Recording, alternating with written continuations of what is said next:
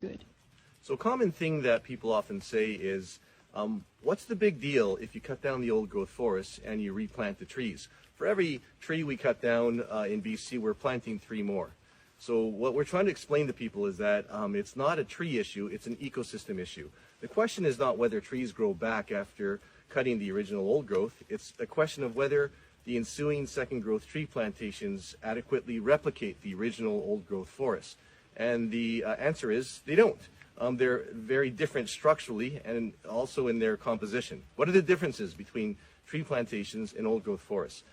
These second growth tree plantations, which are harvested every 50 to 60 years, never to become old growth again, they've got closed canopies, meaning that the trees grow together, blocking out the sunlight. That means down in the understory, there's very little vegetation growing because the sunlight is blocked out. The trees are of the same age class. Instead of trees of 1,000-year-old, 500-year-olds, 100 years old, 50 years old, and seedlings, you don't get the multi-layered canopies, trees of different heights that you get in the old growth.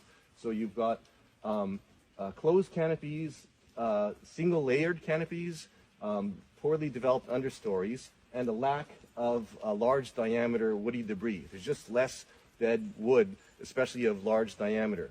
Now, going from this plantation, if we just walk a few steps over this way, we're going to head into an old growth forest.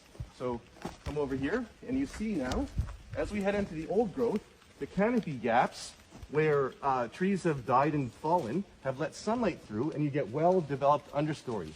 A lot more plants and food for wildlife in the understory.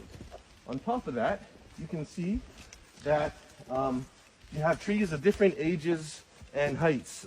So you've got small trees, you've got medium-sized trees, you've got real big giants like this huge red cedar over here. So that means that you have multi-layered canopies. Trees of different heights, and different species live in different heights in the canopy.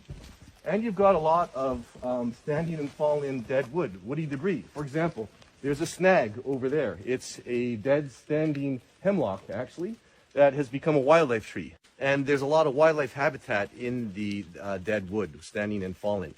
So these are the characteristics that distinguish old growth forests from the second growth tree plantations that they're being replaced with.